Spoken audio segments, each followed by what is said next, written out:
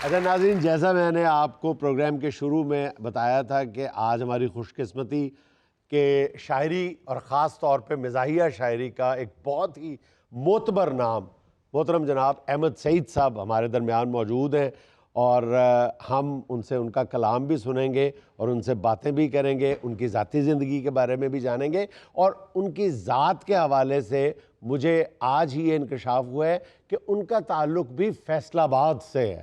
फैसलाबाद जिसके बारे में कहा जाता है कि वहाँ के पानी में, वहाँ की हवा में, वहाँ की फ़िज़ा में, वहाँ की हर चीज़ में ज़राफ़त और मिज़ाह पाया जाता है। और बल्कि मुझे तो बताने वालों ने यहाँ तक बताया है कि वहाँ पे दरख्त पे बैठे हुए परिंदे भी पुरमिज़ाह गुफ्तगू करते हैं। उन्होंने ये फैसलाबाद हुआ फिर। हाँ, मुझे किसी ने बताया कि दो परिंदे वहाँ पे बैठे हुए फैसलाबाद में दरख्त पे, एक ही टहनी पे बैठे हुए, तो एक परिंदा दूसरे से कहता है अभी रे नाल दी टहनी तो हो जा जरा। अगला परिंदा कहता है क्यों उत्थे एसी लगा है। सारा 80 साल का ਜਿਹੜਾ बाबा वो जुगत करता बंदा वो तो बड़ी जबरदस्त जुगत करता होगा जो 80 साल फैसलाबाद में रहा। वो चौंक 'ਚ बैठे थे एक बंदा आया, उन्हें आके इन्ने किया उन्होंने बाबा जी ए गली किधर नूं जांदी है? कहंदा गली इत्थे रहिंदी है, बंदे कदी ऐन चल जांदे कदी ऐन।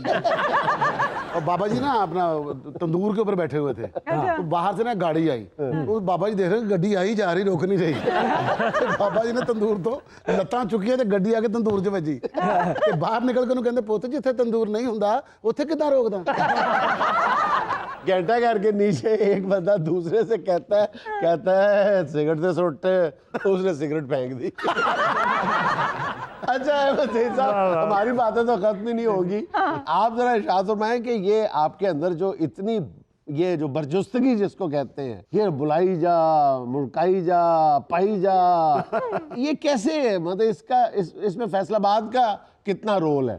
इसमें सारा रोल ही फैसलाबाद। हाँ, जबरदस्त ये है।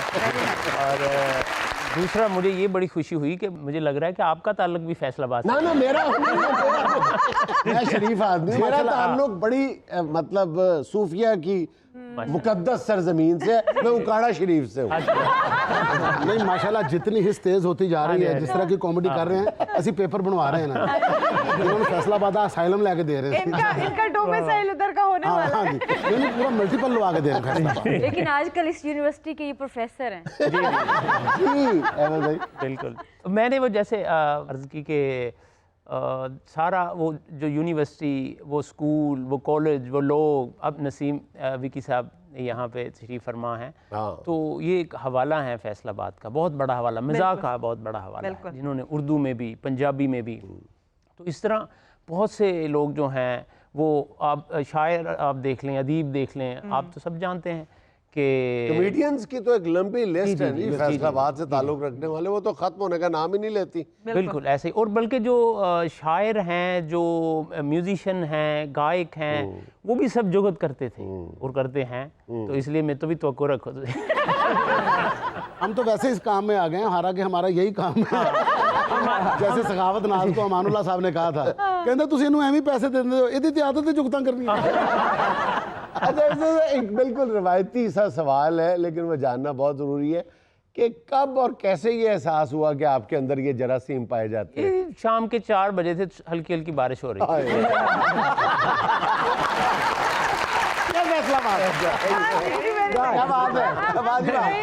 नहीं, माजरत भी आपसे। बारिश का आपने जिक्र किया ना, मैं आपकी मिजाहिया शायरी का पूछ रहा हूँ, भीगी हुई शायरी का। ये जुनैद साहब कोई 9वीं जमात में, अच्छा 9th-10th का मैं स्टूडेंट था। 9वीं जमात में नवी शायरी, कोई नवा नजर आया होगा।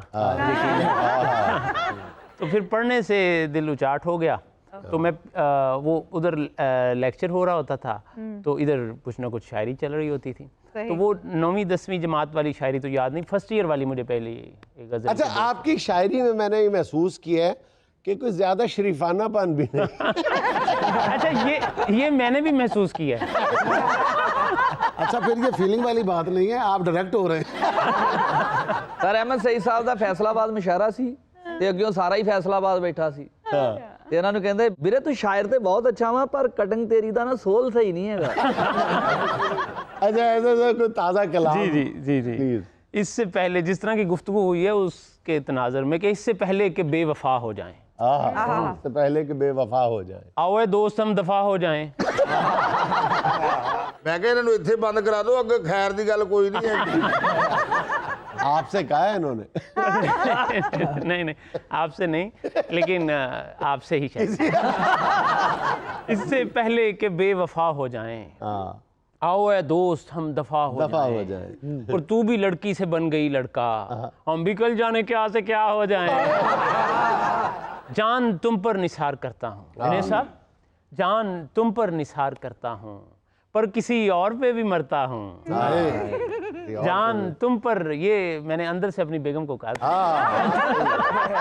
आप नाम भी बताएं तो हमें पता है ये किसके लिए है, क्योंकि होमो होमी यही मामला, करो करी यही मामला। जान तुम पर निसार करता हूँ पर किसी और पे भी मरता हूँ। वो तो बेगम है देखती ऐसे, वरना मैं कब किसी से डरता हूँ।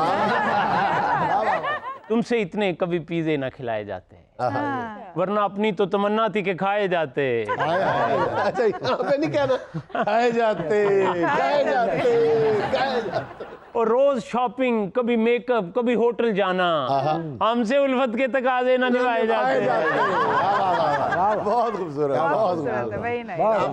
अच्छा सर, आप ये फरमाइए कि आप संजीदा शायरी से मज़ाहिया की तरफ गए या मज़ाहिया से संजीदा की तरफ? जी नाजिया जी, आपका तो मैं इतना बड़ा फैन हूँ, आप जो मर्जी समझ लें। इसका जवाब मैं दे देता हूँ।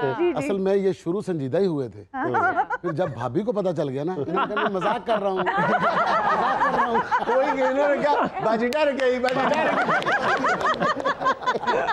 लेकिन आपका इशारा मेरे ख्याल सिन्फ की तरफ भी है कि मज़ाहिया सिन्फ या संजीदा सिन्फ। तो वैसे मुझे सिन्फ नाजुक पसंद है।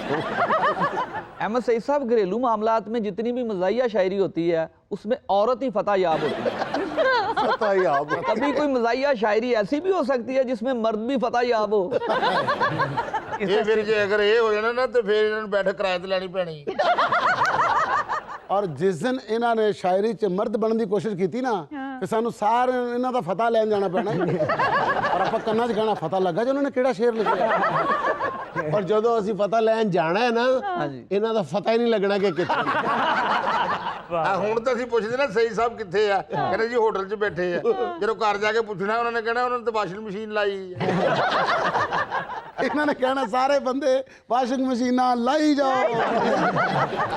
अच्छा, ऐसे इसमें कुछ और सुनाए ना जी, आपकी प्लीज। मौजूदगी का फायदा तो उठाएं। कि जी आप नसीम विकी साहब को ये मैं डेडिकेट शेयर करना चाहता हूँ। बहुत शुक्रिया जी। गज़ल का मतलब कि हर हसीना से इसकी यारी है। हर हसीना से इसकी यारी है, ये मुझे आपने तय कर लिया कि इसको घर से कुट होनी। हर हसीना से इसकी यारी है, हर हसीना से इसकी यारी। बस यही इसको एक बीमारी है। और लो वो शॉपिंग करा रही है हमें, बेगम की बात कर रहे थे पलक जी। लो वो शॉपिंग करा रही है हमें, असल में जेब तो हमारी है। वाह वाह वाह वाह। और जाने मन अपनी अपनी होती है, एक हमारी है एक तुम्हारी है। और शादी भी हुन कर कुर लांगे, जी लांगे कुछ मार मुर लांगे। और जे वो थोड़ा औखी होई, पैर ओदे फे फाड़ फुड़ लांगे। इदा थोड़ी औखे होंदे ना, वेरी नाइस। ਐਵੇਂ ਹੋ ਜਾਏ। ਉਹਦੇ ਤੇ ਜੇ ਗੁੱਸਾ ਆਇਆ ਤਸਲੀਮ ਸਾਹਿਬ, ਉਹਦੇ ਤੇ ਜੇ ਗੁੱਸਾ ਆਇਆ ਆਪਣੇ ਹੀ ਮੂੰਹ ਤੇ ਧਾਰ ਧੁਰ ਲਾਂਗੇ। ਔਰ ਬੇਗਮ ਜੀ ਨੂੰ ਖੁਸ਼ ਰੱਖਣ ਲਈ ਸਾਲੇ ਕੋਲ ਵੀ ਡਰ ਡਰ ਲਾਂਗੇ। ਔਰ ਸੋਹਣੀ ਵਾਂਗੂ ਤਰ ਨਹੀਂ ਸਕਦੇ, ਇਹ ਛੱਪੜਨ ਵਾਲਾ ਧਾਰ ਧੁਰ ਲਾਂਗੇ। मेरी बात सुनो, ये शायरी आपने खुद से की है या आपकी भाभी से बात हुई है, मेरी बीवी से? जो मुझे मिलता है नसीब साहब वो यही कहता है। नहीं, ए जेडे भाई साहब बैठे ने इन्होंने तो नहीं दसिया? नहीं दसिया, वैसे मैंने इन्ना नहीं है। कुछ और जी प्लीज। जी मुझसे कहती है ये वफा क्या है, हाय लोगों उसे हुआ क्या है, वफा क्या है, हाय लोगों उसे हुआ क्या है। और शादी महंगा तो खेल है लेकिन मुफ्त हो जाए तो बुरा क्या है। और अब वो दूसरी हो जाए तो बुरा क्या है। बुरा गया। आपके और मेरे दिल की आवाज़। ये दोनों हो गए। बात चल निकली है, अब देखते हैं कहाँ तक आपके पहुंच- और मेरे दिल की आवाज भी खोल के बात करें। 99.99% लोगों के दिल की आवाज। हर दिल की आवाज। दूजी शादी। शादी महंगा तो खेल है, लेकिन हाँ मुफ्त हो जाए तो बुरा क्या बुरा है। क्या है? और अब वो जूता उठाए फिरती है नाजिया जी, जी, जी। अब वो जूता उठाए फिरती है। कोई पूछे कि मुद्दा क्या है, पूछे कि मुद्दा क्या है। और तुम ही बन जाओ मेरी दुल्हनिया, और दरवेश की सदा क्या है। लो जी नाजिया जी ਵਿੱਚੋਂ ਗੱਲ ਸਲਾਹ ਆ